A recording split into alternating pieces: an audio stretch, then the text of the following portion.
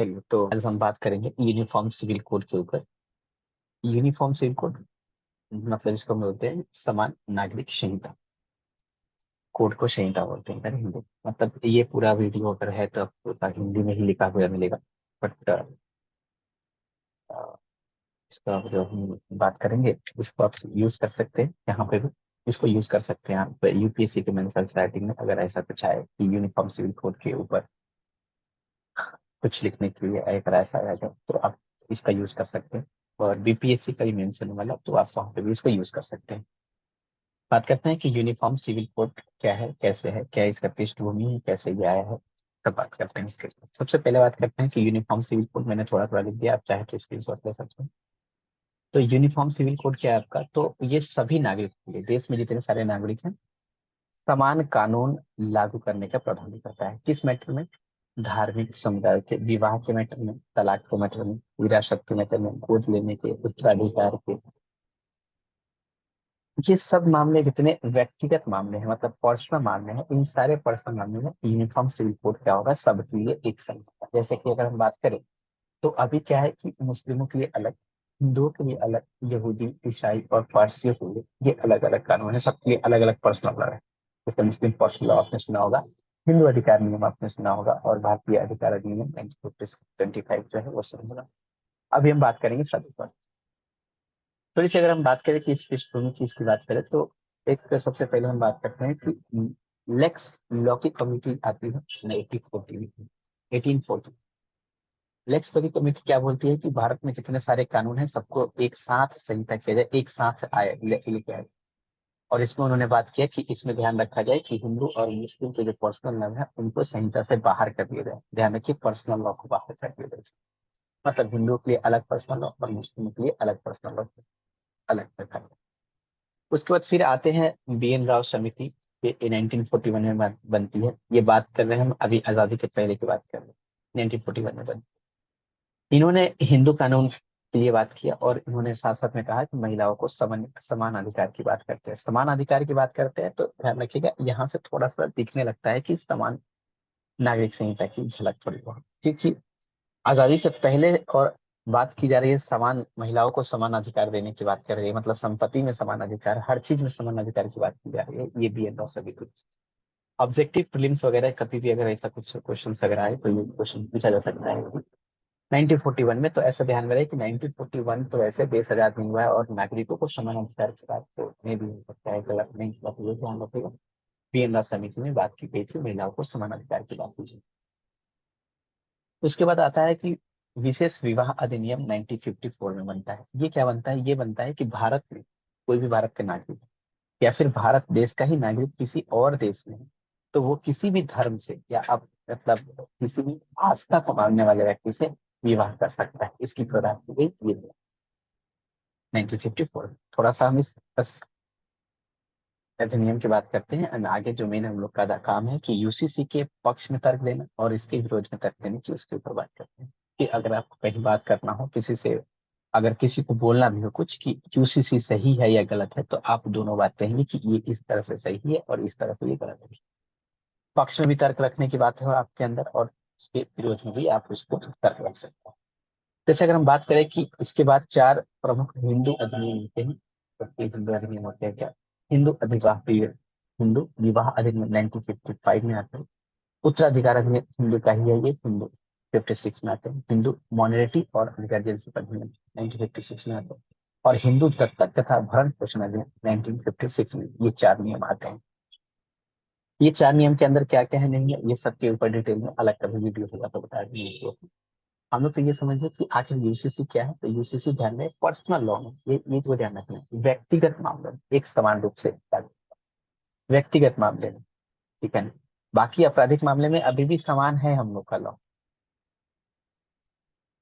अभी जो बात करते हैं तो अभी अगर हम बात करें तो अलग अलग सबके लिए लॉ है। जैसे हिंदू अधिकार नियम 1956, इनसे हिंदुओं का जो भी आपका पर्सनल लॉ है, पर्सनल कानून है, ये सब इनसे होते हैं। जैसे शादी विवाह का काम हो गया, तलाक का काम हो गया, या फिर हम बात करें तो उत्तराधिकारी की बात हो गई, संपत्ति के बंटवारे की बात हो गई, तो ये इस नियम से चलता है, हिंदू उत्तराधिकार अधिनियम 1956 के हिसाब से। मुस्लिमों की बात करें तो मुस्लिमों का मुस्लिम पर्सनल लॉ है, इनके हिसाब से शादी विवाह तलाक के बाद तो ये सारे चीजें यहाँ पे इससे मुस्लिम पर्सनल लॉ से करते हैं। ईसाई, पारसी और यहूदियों की बात करें तो इनको इनका जो लॉ है भारतीय उत्तराधिकार अधिनियम 1925, इनके हिसाब से इनका शादी विवाह जो भी संपत्ति का बंटवारा वगैरह होता है इस अधिनियम के हिसाब से होता है। तो ये तो हो गया, हम लोग देख रहे हैं कि आखिर यूसीसी क्या है, क्या पृष्ठभूमि है, और अभी वर्तमान में क्या क्या कैसे कैसे सब कम्युनिटी के अलग अलग पर्सनल लॉ। ध्यान रहे, यहाँ पे ध्यान रखना है कि पर्सनल लॉ की बात चल रही है, ठीक है ना, पर्सनल लॉ। अब विधि आयोग ने ये कुछ 2018 में अपने एक परामर्श पत्र जारी किया था, विधि आयोग ने परामर्श पत्र जारी किया था, उसमें कहा था कि जो यूसीसी है वो पारिवारिक पारिवारिक पारिवारिक सही लिखे हैं, हाँ, पारिवारिक कानून के स्तर पर न तो आवश्यक और न ही वांछनीय है। इन्होंने अपने परामर्श पत्र में ये लिखा था। ये जो यूसीसी है ये कोई जरूरत का नहीं है ऐसा कुछ। एक और तथ्य ध्यान रखना है कि गोवा एक ऐसा राज्य है हम लोग का भारत का जहाँ पे यूसीसी चलता है, यूसीसी लागू है, वहाँ पे यूनिफॉर्म सिविल कोड समान नागरिक संहिता है। किस अधिनियम से है तो पुर्तगाली नागरिक संहिता 1867, यही एक वहाँ पे पर्सनल लॉ के लिए है जो सबके लिए समान है।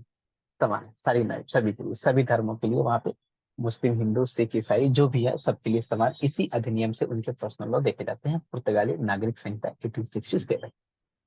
ठीक है, यहाँ तक क्लियर है। चलिए, उसके बाद बात करते हैं, अगर यूसीसी के पक्ष में हमको तर्क देना हो कि नहीं यूसीसी सही है, यूसीसी आना चाहिए हमारे देश में, तो पक्ष में भी तर्क की बात करेंगे और इसके विरोध में भी बात करेंगे, तो दोनों आप लोग थोड़ा ध्यान से समझें। जरा एक सेकंड रुक जाइए। चलिए, तो बात करते हैं कि यूसीसी के पक्ष में अगर हम तर्क दें तो हम लोग का जो डीपीएसपी है, भारतीय संविधान का जो डायरेक्टिव प्रिंसिपल है स्टेट प्रोग्रेसिव राज्य के नीति निर्देशक तत्व, इसमें आर्टिकल 44 बोलता है कि समान नागरिक संहिता का प्रावधान किया जाएगा। तो बढ़िया है कि आर्टिकल 44 हम लोग का बोलता है कि समान नागरिक संहिता प्रावधान किया जाएगा, तो इससे हम लोग का एक पक्ष में तर्क आ रहा है कि संविधान का आर्टिकल ही बोलता है कि इसको लेके आना चाहिए। हम दोनों बात करेंगे, पक्ष में भी बात करेंगे और इसके विरोध में भी बात करेंगे, ठीक है ना। उसके बाद अपना स्टैंड लेंगे हम लोग, आगे की राह क्या लिखना चाहिए हम लोग को एग्जामिनेशन सेंटर में, अगर ऐसी बात है तो। फिर पंथ निरपेक्ष को बढ़ावा मिलेगा। आखिर पंथ निरपेक्ष क्या है, तो पंथ निरपेक्ष को मतलब है कि धार्मिक मान्यताएं जो है वो नागरिक मामलों पर लागू नहीं। धार्मिक मान्यताएं हैं, आप अपने पर्सनल हिसाब से रखिए इसको, इसको आप अपने स्टेट के ऊपर नहीं थोपा जाए, ऐसा कुछ नागरिक मामलों पर लागू नहीं होगा। तो इस तरह से क्या होगा, पंथ निरपेक्ष को बढ़ावा मिलेगा अगर यूसीसी आता है तो। राष्ट्रीय एकता और एकीकरण को बढ़ावा मिलेगा। राष्ट्रीय एकता और एकीकरण को कैसे बढ़ावा मिल सकता है, देखिए राष्ट्रीय एकता को धार्मिक और सामुदायिक विभाजनों को समाप्त करके, यहाँ पे धार्मिक और सामुदायिक जो विभाजन है, अलग अलग पर्सनल लॉ अपने हिसाब से चलने, वो समाप्त हो जाएगा। यूसीसी आएगा तो सबके लिए समान हो जाएगा।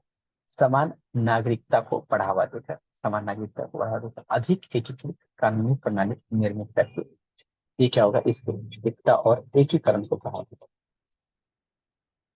फोर्थ पॉइंट है कि लैंगिक न्याय को बढ़ावा मिलेगा। लैंगिक न्याय को कैसे बढ़ावा मिलता है कि बहुत सारे पर्सनल लॉ ऐसे हैं जिसमें महिलाओं के लिए या फिर पुरुषों के लिए जो भेदभाव प्रावधान उसमें प्रावधान किए गए हैं, भेदभावपूर्ण प्रावधान है उसमें। तो इससे क्या होगा, अगर यूसीसी आ गया तो सबके लिए समान हो जाएगा, हिंदू, मुस्लिम, सिख, ईसाई सबके लिए समान हो जाएगा। उनके पर्सनल लॉ के हिसाब से ना महिलाओं के ऊपर ना पुरुषों के ऊपर कुछ थोपा जाएगा। तो इससे लैंगिक न्याय को बढ़ावा मिलता है, सबके लिए समान। कानूनों का सरलीकरण होगा, बिल्कुल कानूनों का सरलीकरण। 3 कानून पढ़ा जा रहा है, इसके हिसाब से सिर्फ एक कानून होगा, सिंपल सा कोई भी पढ़ ले कि हाँ इसका मतलब ये है, सबके लिए समान। तो कानूनों का सरलीकरण, तो ये 5 पॉइंट हम लिखेंगे किसके पक्ष में, काफी है 5 पॉइंट पक्ष में लिखने के लिए। इसको थोड़ा सा एक्सप्लेन करके और लिखेंगे किस सरलीकरण का होता है। यूएनएचआरसी ने भी कहा था कि इसको यूसीसी लागू करना चाहिए, इससे मतलब लैंगिक समानताएं बढ़ती है। तो इसके ऊपर हम लोग 5 पॉइंट लिखते हैं। अगर इसके बात करें कि विरोध में तर्क अगर देने की बात करें, तो विरोध में सबसे पहले तो हम बात कर सकते हैं कि विधि आयोग जो परामर्श पत्र है, इसमें इसको लिख देते हैं कि जो परामर्श पत्र है, अच्छा ऊपर में इसको लिखे 2018 में, इन्होंने ही बोला था कि यूसीसी का पारिवारिक मामलों के ऊपर मतलब कोई जरूरत नहीं है, ठीक है। दूसरा अगर पॉइंट हम देखें, अगर हम बात करें कि जो हम लोग का विविधता के विरुद्ध जो मिलता है, धार्मिक स्वतंत्रता का अधिकार जो मिलता है हम लोग को, किसमें, आर्टिकल 25 में, जो विभिन्न समुदाय हैं और सांस्कृतिक और धार्मिक जो हमारी पहचान है, ये उसका उल्लंघन हो सकता है। तो धार्मिक स्वतंत्रता का उल्लंघन ये तो आर्टिकल 25 में है, और ये फंडामेंटल राइट है। तो इसके लिए यूनिफॉर्म सिविल कोड नहीं आना चाहिए, ये हम बात कर सकते हैं। देखना है कि एग्जामिनर आपसे किसमें मांग रहा है, पक्ष में तर्क मांग रहा है या विपक्ष में, विरोध में तर्क मांग रहा है। अगर नहीं बोल रहा है कि दोनों को अगर ये समालोचना देना है, तो पहले तो पक्ष में और विरोध में तर्क देने के बाद और आगे की राह क्या करना चाहिए, अपने एक कंक्लूजन पे हम लोग आएंगे, अभी बात करेंगे। तो इसका नंबर हो गया क्या कि ये धार्मिक स्वतंत्रता का, स्वतंत्रता का जो अनुच्छेद आर्टिकल 5 है, इसका उल्लंघन कर। दूसरा, अगर हम बात करें कि इसके विरोध में तर्क देना चाहें, तो दूसरा पॉइंट अगर हम बात करें, तो अल्पसंख्यक समूह को प्राप्त जो सुरक्षा है और विशेषाधिकार दिए गए हैं, वो कम हो सकते हैं, क्योंकि अल्पसंख्यक के लिए कुछ तो विशेष अधिकार है हमारे संविधान में, और उनको कुछ सुरक्षा दी गई। तो अगर सब कुछ समान हो गया, तो हो सकता है कि इनके सुरक्षा में और ये विशेष अधिकार में कमी हो। तो ये दूसरा तर्क हो गया। आम सहमति का व्यवहार, जैसे हम बात करें कि प्रत्येक समुदाय के कुछ ना कुछ क्या विशिष्ट परंपराएं है ना, प्रत्येक समुदाय के उनके रीति रिवाज हैं, कुछ धार्मिक कानून भी है जिन्हें संरक्षित करना चाहते हैं। तो इनके इस वजह से वो सब सहमत नहीं। इस ये भी एक तरह का विपक्ष में विरोध है, इसलिए इसको नहीं लाना है, रहने दीजिए इसको।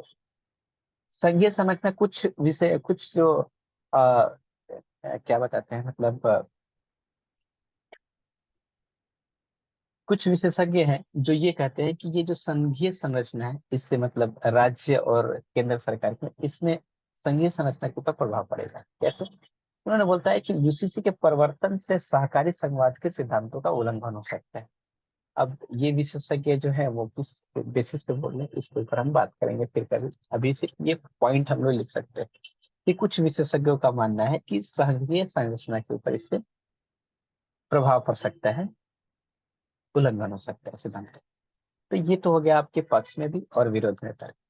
आगे क्या राय करना चाहिए आपको, आगे की राय क्या करना चाहिए, क्या इसका कंक्लूजन होना चाहिए, किस इस पे क्या काम करना चाहिए? तो हमारा काम यह है कि सबसे पहले कि आम सहमति ली जाए सबसे, धार्मिक नेताओं को बुलाया जाए, सामुदायिक प्रतिनिधियों को बुलाया जाए, सहमति, और सभी हितधारक जितने हैं सभी को बुला के उनसे राय ली जाए, उनसे सहमति ली जाए, उनसे पूछा जाए कि क्या कैसे करना चाहिए, या फिर इसमें क्या और चेंजेस करना चाहिए।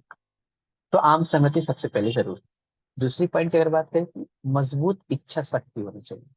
मजबूत इच्छा शक्ति इन कहने का सेंस है कि इसको राजनीतिक लाभ के लिए यूज नहीं करना चाहिए, कि मतलब कुछ कम्युनिटी को लेके और मेरा मतलब इससे वोट बैंक बन जाए, तो इसका ये नहीं करना चाहिए। इसका जो कार्यान्वयन है वो गैर पक्षातपूर्ण होना चाहिए। इसका जो कार्यान्वयन है वो क्या होना चाहिए, गैर पक्षात पक्षपातपूर्ण, पक्षपात, ये थोड़ा सा वर्ड कन्फ्यूजन है, पक्षपातपूर्ण होना चाहिए, समावेशी होना चाहिए। तब ये आगे की राह की ये होना चाहिए। दूसरा जागरूकता बढ़ाना चाहिए, सब लोगों को समझाना चाहिए कि ये पर्सनल लॉ की बात कर रहा है, ये मतलब ऐसा कुछ अफवाहों वाली बात पे नहीं आना चाहिए कि मतलब ये किस, मतलब क्या है ये। सबसे पहले तो जागरूकता फैलाना चाहिए सभी में, यूसीसी के बारे में, इसके बारे में लोगों को जानकारी देना चाहिए कि इससे क्या चेंजेस आ सकता है। अभी जैसे चल रहा है वैसे ही रहेगा, बस कानून सबके लिए समान हो जाएगा। इन सबके उसके क्या क्या लाभ हो सकते हैं, क्या क्या इसके मतलब लाभ क्या है, सब समुदायों को क्या क्या लाभ है, इन सब बातों के ऊपर बताना चाहिए। मतलब महिलाओं को क्या इससे लाभ है, पुरुषों को इससे क्या लाभ होगा, आपकी कम्युनिटी को इससे क्या लाभ होगा, आपकी कम्युनिटी को इससे क्या लाभ होगा। तो इसके बारे में सबको जागरूकता फैलाना चाहिए। जागरूकता कैसे फैलाना चाहिए, जैसे हम अभी एक वीडियो बना के जागरूकता फैला रहे हैं, वैसे ही न्यूज चैनल वगैरह के हिसाब से, या फिर जैसे भी आप समझा के किसी को बता सकते हैं कि उसके दिमाग में अगर ऐसा कुछ है कि यूसीसी क्या है नहीं है, तो उसको आप समझा सकते हैं इस तरह से। भेदभाव को समाप्त करना चाहिए, अगर ऐसा कुछ यूसीसी में लगे कि नहीं, इससे अगर भेदभाव कुछ उत्पन्न हो रहा है, तो इसको समाप्त करके हटाना चाहिए भेदभाव। इसको चरणबद्ध तरीके से इसको लाभ लाना चाहिए, एकाएक नहीं कि सारे मतलब यूसीसी को एक बार धड़ल्ले से सब कम्युनिटी के ऊपर एकदम फटाक से अप्लाई कर दी, नहीं। चरणबद्ध तरीके से एक एक स्टेप पे इसको करके अगर लागू करना है तो लागू करना चाहिए। लास्ट पॉइंट एक और लिख सकते हैं कि सभी पर्सनल लॉ है उनको संहितापूर्ण एक साथ लेके आना चाहिए सारे लॉ को, कि क्या इसमें डिफरेंस है और क्या इसमें डिफरेंस है। तो पहले एक एक चरणबद्ध तरीके से एक एक पॉइंट को संहिताबद्ध करना चाहिए, पर्सनल लॉ को एक साथ लेके आना चाहिए पहले। ये 5-6 पॉइंट आप आगे की राह में लिख सकते हैं।